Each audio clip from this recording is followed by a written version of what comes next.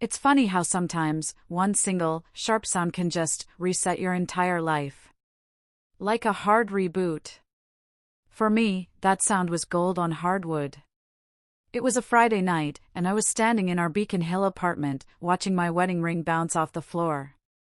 Chloe had just ripped it off her finger, flung it at my chest, and declared, "I'm not your wife tonight." The thud of that ring, that little gold band hitting the wood, it just made something in me go completely cold. Then she grabbed her purse, the door slammed, and I heard the click-clack of her heels echoing down the hallway, like she was walking straight into some kind of twisted freedom. Most guys, I think, would have panicked. They'd have blown up her phone, waited up all night, maybe hoped she'd come crawling back, apologetic. But not me. Not that night. I just stood there for a moment, then I walked over, picked up the ring, and carefully placed it on the kitchen counter. Right under the brightest overhead light. I took 3 photos, different angles. Then, instinctively, I opened a new folder on my phone. Labeled it Evidence. Because here's the thing nobody tells you about marriage: the moment someone throws away the symbol of your commitment, the moment they stand there and declare themselves single, they've just handed you the entire case. It was almost like a moment of strange clarity. I was 29. We'd been married for 4 years, and I honestly thought I knew what stability looked like. We met in college, got engaged pretty young, did the whole Beacon Hill young professional thing. You know, the exposed brick apartment, Sunday farmers market routines. I was in project management for a tech company, she was doing marketing at a downtown startup. We had the life that looked picture perfect on Instagram. Pasta nights, podcast Sundays, the kind of relationship where your friends comment goals. But about 8 weeks before that night, something had started to shift. Slowly. Subtly. She was out more, always with her girlfriends from work. Always getting home after midnight, smelling like stale vodka and club smoke. I'm not, and never have been, the jealous type, so I didn't make a big deal out of it. When I'd ask about her night, I'd get one-word answers, and she'd head straight to the shower. Her phone suddenly had a passcode I didn't know. She'd delete message threads right in front of me, not even trying to hide it anymore. I told myself it was a phase. Maybe she needed space. That marriage had seasons, and this was just a rough one. Looking back, I wonder how many glaring red flags someone needs to see before they stop making excuses. I was so wrong. That Friday night, I made dinner like usual. Carbonara, garlic bread, the works. 7 o'clock came and went. No text. 8 o'clock, still nothing. I ate alone, put her plate in the fridge, and settled in to watch something mindless on Netflix. She walked in at 7:12 p.m. I know the exact time because I glanced at my watch when I heard the door. She wasn't stumbling drunk, she was cold sober. And that was terrifying. She looked at me like I was a stranger, just some guy she was forced to share space with. I asked if she wanted me to heat up her food, and she laughed. Not a happy laugh. A sharp, brittle sound. "I'm 27 years old, and I'm living like I'm 40, she said, dropping her bag on the couch. "I'm tired of playing house. I'm tired of pretending this is enough. I'm tired of you acting like we're some perfect little unit when I feel like I'm disappearing." I tried to stay calm. I asked her what she meant, told her we could talk through whatever she was feeling. She cut me off. Said there was nothing to talk through, that she didn't want another one of my reasonable conversations where I fixed everything with logic. Then she did it again. She yanked off her wedding ring, held it up between us like it was evidence of some crime I committed. "This ring," she spat, "is a symbol of me disappearing." She threw it. Hard. Right at my chest. It hit, then fell, and the sound of it hitting the floor was, I swear, the loudest thing I'd ever heard. "I'm single tonight," she said, grabbing her purse again. "Don't wait up. Don't call. Don't do anything." And she left. I stood there for maybe 10 minutes, just staring at the door. I didn't feel anger. I didn't feel sadness. I felt this strange, almost unsettling clarity. Like someone had just flipped every light switch in a pitch-dark room. She had just told me, in our apartment, with her own words, that she considered herself single. Not separated. Not needing space. Single. I picked up the ring. And instead of putting it somewhere sentimental, I placed it back on the counter. Like a piece of evidence at a crime scene. Then I did what any guy with half a brain would do in 2024. I started documenting everything. I opened my notes app and wrote down the timeline. Her arrival time, her exact words as best I could remember, the fact that she threw the ring, the fact that she left after declaring herself single. I checked our phone plan, toggled on call recording permissions for my state, and made sure my cloud backup was active. Then I tried calling her. Straight to voicemail. I waited 20 minutes. Tried again. Voicemail. On the fifth try, around 9:30, she picked up. I could hear everything, the bass thumping, people shouting over music, guys laughing in the background. She yelled, asking what I wanted. I asked where she was and if she was safe. She laughed. Said she was at a club having fun, something I wouldn't understand. I heard a male voice close to her say something I couldn't quite make out, and she giggled. Then she told me again, "I'm not your wife tonight. I'm doing whatever I want with whoever I want." Then she hung up. I saved the call log. Took a screenshot. Backed it up. Then I sat down on the couch and just breathed. This wasn't a fight. This wasn't a rough patch. This was a unilateral decision to blow up our marriage. And she had documented it herself. Around 10:15, my phone buzzed. It was a photo. She was at some rooftop bar, sitting between two guys I'd never seen before. Her arm was around one of them. Drink in hand. Huge smile on her face. The caption read, "Bet you wish you were more fun." I stared at that photo for a long time. Not because it hurt, it did, but that wasn't the main thing. It was because I realized she had just handed me everything I'd need. Screenshots. Backed up to 3 different places. Created a folder in my email with timestamps. I didn't respond to the photo. I didn't react. I didn't give her anything to use later. I just saved it. By 11, I was at my kitchen table, laptop open, researching divorce attorneys in Boston. I found one with good reviews, specialized in high-conflict cases, known for moving fast. At 11:58 p.m., I called his emergency line. He picked up on the 3rd ring, sounded wide awake. I gave him the shortest version I could. My wife threw her wedding ring at me. Declared herself single. Left. Sent me a photo with other men. Said she was doing whatever she wanted. I explained I had recordings, screenshots, timestamps for everything. There was a pause. Then he said something that made my whole body relax. "She just gave you the entire case," he said. Told me not to delete anything, not to contact her unless she contacted me first, and to meet him at his office Monday morning at 8 a.m. I hung up and realized I wasn't scared anymore. I was just done. She thought this was punishment. Thought she could go out and live her single fantasy, then come home to me, waiting like a scolded kid, ready to apologize for being boring. But when she walked back through that door, the papers would already be in motion. I went to bed that night and slept better than I had in 2 months. Because for the first time in a long time, I knew exactly what I was doing. She came home Sunday morning, expecting a conversation. But the wheels were already turning. I heard her key in the lock around 10:30. Heard her drop her bag in the hallway. Heard her footsteps slow when she saw me sitting at the kitchen table, coffee mug in hand, laptop open. She looked rough. Mascara smudged, hair messy, still wearing the same dress from Friday night. She tried to smile, that apologetic little smile, like we'd just had some silly fight about dishes.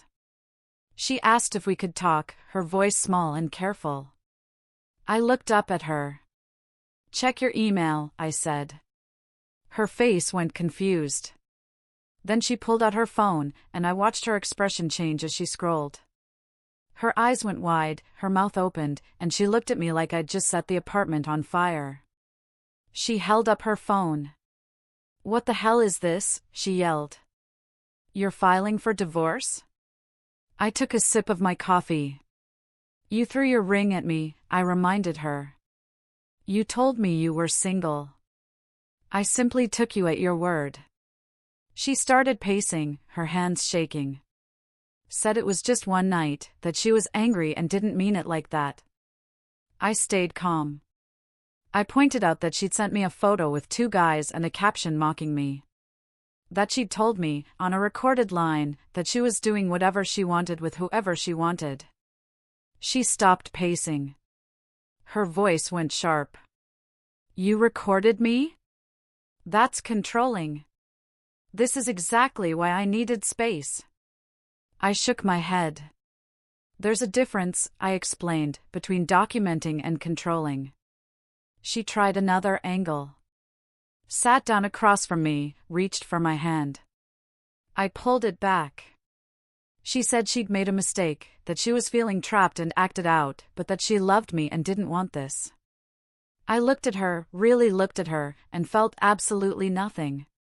"You didn't act out," I told her. "You made a series of choices. Throwing away your ring. Declaring yourself single. Going out with other men. Sending me proof." She was crying harder now, asking if one bad night meant I was throwing away 4 years. Asking if I didn't even want to try. I stood up, poured the rest of my coffee in the sink. "Who," I asked, "threw away 4 years?" "You threw the ring." Saturday morning at 8 a.m., I met with Arthur, my attorney. Mid-50s, sharp suit, the kind of guy who'd cleared his weekend schedule because he recognized urgency when he heard it. I showed him everything. The photos of the ring on the floor, the timestamps, the call recording, the text message with the photo, her exact words. He spread it all out on his desk like he was building a case for trial, which, I guess, he was. He told me this was solid evidence, tapping the photo she'd sent me. Explained that she'd declared herself single and documented her own behavior, all in writing. He asked about assets. I walked him through it. Apartment lease was in my name. I'd paid the entire deposit and all utilities from day one. Our bank accounts were joint, but I'd been the primary earner. She made about 60% of what I did. No kids. No shared property beyond furniture. He nodded, taking notes. Told me we'd have the petition ready to file electronically first thing Monday morning. We needed to get ahead of this before she had time to strategize. The groundwork was done by Saturday afternoon. I felt this weird calm, like I was finally doing something instead of just absorbing whatever she threw at me. Sunday afternoon, after she showed up, after she cried and yelled and tried every angle, I told her the reality. The apartment lease was in my name. She needed to pack her things. She stared at me like I'd spoken another language, asking where she was supposed to go. I shrugged. Reminded her that she'd wanted independence. She'd wanted to be single. She tried to argue, said she had rights, said I couldn't just force her out. I pulled up the lease on my laptop, showed her my name, showed her the documentation that I'd paid every deposit, every utility setup. Everything. I told her she could stay with friends, with her sister Sarah, that she could figure it out. But she wasn't staying here. She called me every name she could think of. Told me I was cruel. Told me I was punishing her. Told me this wasn't the man she married. I just stood there and waited until she ran out of words. Then I said the thing I'd been thinking since Friday night. The man you married would have waited up. Would have forgiven you. Would have let you walk all over him. I paused. But that man doesn't exist anymore. She packed 2 bags, crying the whole time, slamming drawers and mumbling about how I'd regret this. I changed the door code the second she left, sent an email to the building manager Michael with a heads up, and spent the rest of Sunday taking down our wedding photos. Every frame. Every picture of us smiling on some beach or at some friend's party.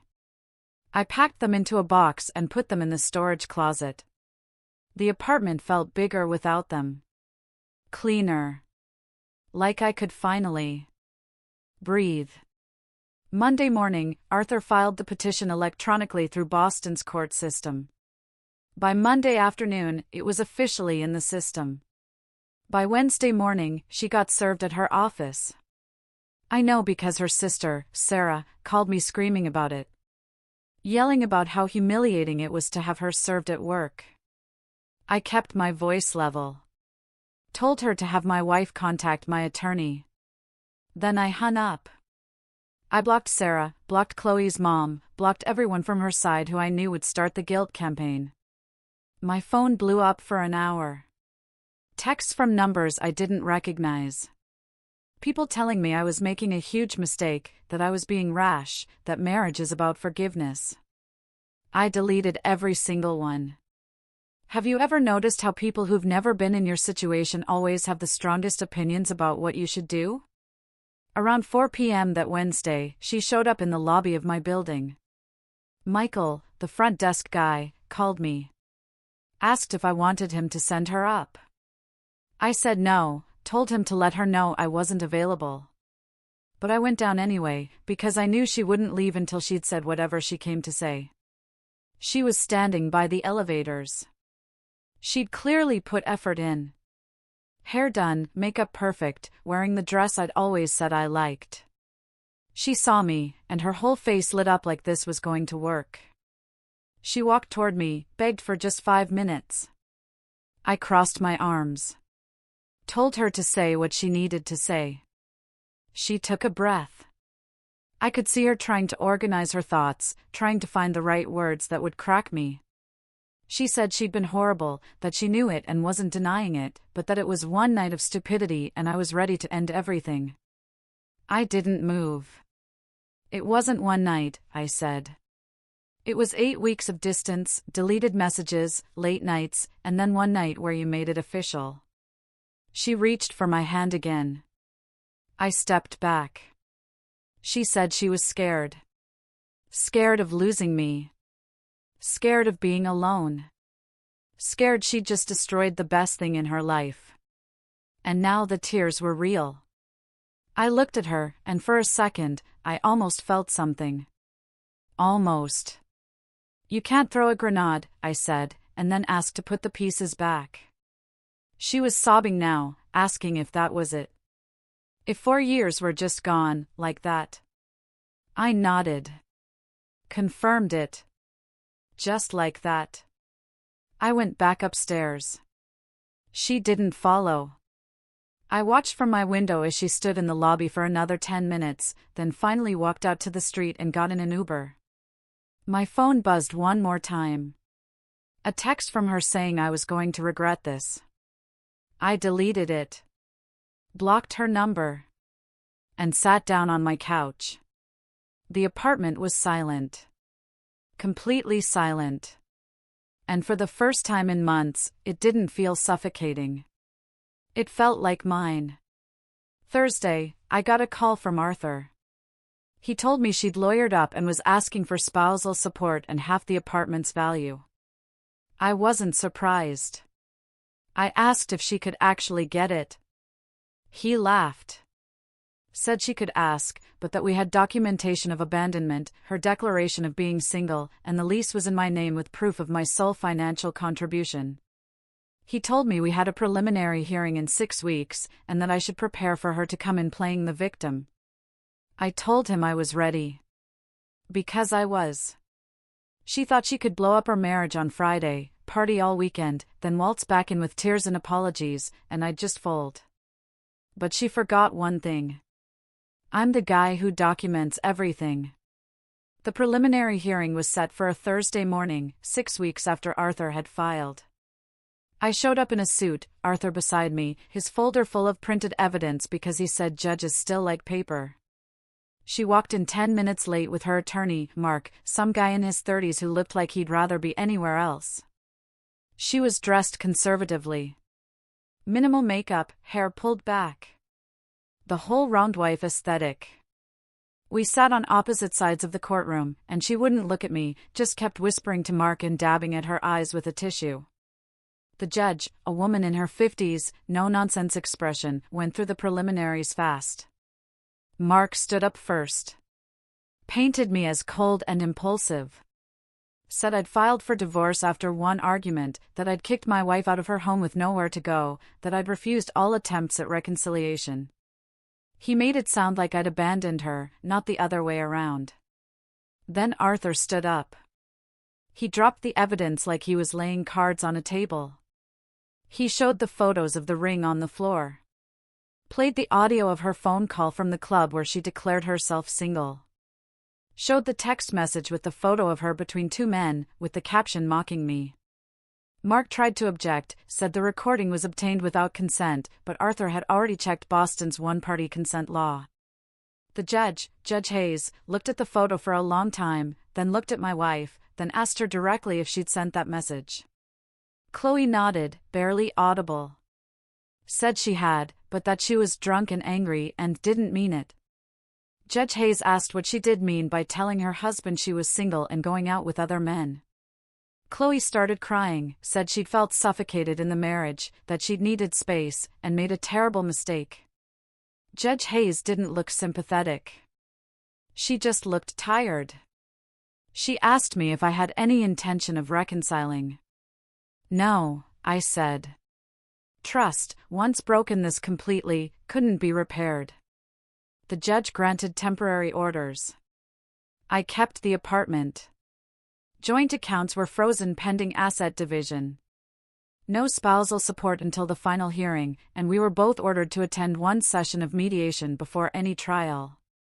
Chloe's attorney tried to argue for temporary support, said she had nowhere to live. Arthur countered that she'd voluntarily left the marital home after declaring herself single and had family in the area. The judge sided with us. Outside the courtroom, Chloe tried to approach me. Arthur stepped between us and reminded her all communication had to go through attorneys. She looked at me over his shoulder, her eyes red, and asked if I really felt nothing. I didn't answer. Just walked away. The next week, she started a social media campaign. Subtle at first. Posts about heartbreak, about being blindsided, about people showing their true colors. Her friends flooded the comments with support, calling me every name you can imagine. I didn't respond, didn't engage. Just screenshotted everything and sent it to Arthur in case it became relevant. My friends reached out, asking what really happened. I gave them the short version. She threw her ring, declared herself single, went out with other guys, sent me proof, and I filed. Most of them weren't surprised. A few had seen the changes in her over the past months, the way she'd pull away at gatherings, or spend the whole time on her phone. One of my buddies, Ben, told me he'd seen her at a bar a few weeks before the blow-up, getting very close with some guy while I was supposedly at home working late. I wished he'd told me then, but I understood why he hadn't. Nobody wants to be the messenger in situations like that. The mediation session was scheduled for 3 weeks after the hearing. A conference room downtown. It was me, Arthur, her, Mark, and a mediator who looked like she'd been doing this for decades. The mediator explained the process, said this was our chance to resolve things without going to trial, that it would be cheaper and faster for both of us. Mark started with their demands. She wanted half the apartment's appreciated value since we'd been married. Half of my retirement account contributions during the marriage. And she wanted me to cover her moving expenses and first month's rent somewhere new. Arthur countered with my offer. I'd give her a lump sum payment of $15,000, roughly equivalent to her financial contributions to shared expenses during the marriage, in exchange for her signing off on everything else with no further claims. Mark called it inadequate. Arthur pointed out that she'd abandoned the marriage, that she had no legal claim to property at least before marriage, and that her behavior was documented extensively. The mediator asked if we could take a break, and Mark took Chloe into the hallway. Arthur told me to stay firm, that they were posturing, that they knew they didn't have much leverage. When they came back, Chloe asked if she could speak to me directly. The mediator said it was allowed if both attorneys agreed. Arthur looked at me. I nodded, and he said, "Fine." Mark looked annoyed, but didn't object. She looked across the table at me, and her voice was shaking. "Is there any chance?" she asked. "Any chance at all that we could work this out?" I'd known this was coming. Had prepared for it. But hearing her actually say it still felt strange. I looked at her. At this person I'd spent 4 years with, who I'd planned a future with. And I felt like I was looking at a stranger. "No," I said. My voice was steady. She closed her eyes like I'd hit her, and when she opened them again, they were filled with anger instead of sadness. "I hate you," she said, loud enough that the mediator shifted uncomfortably. Telling me she hated me for giving up. For being so cold. For not even trying. I didn't react. Just sat there, waiting for her to finish. "Okay," I said. "That makes this easier." Mark put a hand on her arm, whispered something, and she sat back in her chair, breathing hard. The mediator asked if we needed another break, but I said, "No, I want to finish this." Chloe's attorney conferred with her for a few minutes, then came back with a counter, $25,000, and I cover her attorney fees.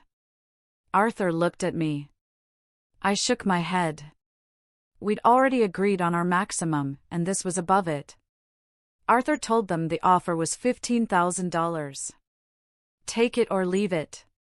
And if they wanted to go to trial, we'd be happy to let a judge see all the evidence in open court. That got their attention. Mark asked for a moment, took Chloe outside again, and when they came back, she looked defeated. She agreed to the terms. We signed the settlement agreement right there. The mediator witnessed it, and it was done. The divorce would be finalized in 60 days, standard waiting period in Boston, but the property division was settled. I wrote her a check for $15,000. She signed a release of all claims, and we were legally separated. As we were packing up, she stopped at the door and looked back at me one last time. She didn't say anything, just looked at me like she was trying to memorize my face. Or maybe trying to understand how we'd gotten here. Then she left. Arthur shook my hand. Told me I'd handled it perfectly. That most guys in my position would have caved to the emotional manipulation. I thanked him, paid his retainer balance, and walked out into the afternoon sun feeling lighter than I had in months. 60 days later, I got the email from the court. Dissolution finalized. Marriage legally ended. I was sitting at my desk at work when it came through. I just stared at it for a minute. For years over, reduced to a PDF attachment. I forwarded it to my personal email for records, then got back to work. That weekend, I rearranged the entire apartment. Moved furniture, bought new sheets, hung different art. I wanted the space to feel like mine, not ours. Not a museum of something dead. I started running again, something I'd stopped doing when we got married because she said I spent too much time on it. I took a weekend trip to Seattle, just me. No plan, no schedule. I got a promotion 3 months later, the kind I'd been working toward, but had been too distracted to fully pursue. My life started feeling like my own again, like I was living it instead of performing it. People asked if I was dating. I said, no, not yet. That I needed time to remember who I was outside of being someone's husband. The truth was, I didn't miss her. I missed the idea of stability, the idea of partnership. But I didn't miss her specifically. And that told me everything I needed to know about whether I'd made the right choice. What would you have done if you were in my shoes?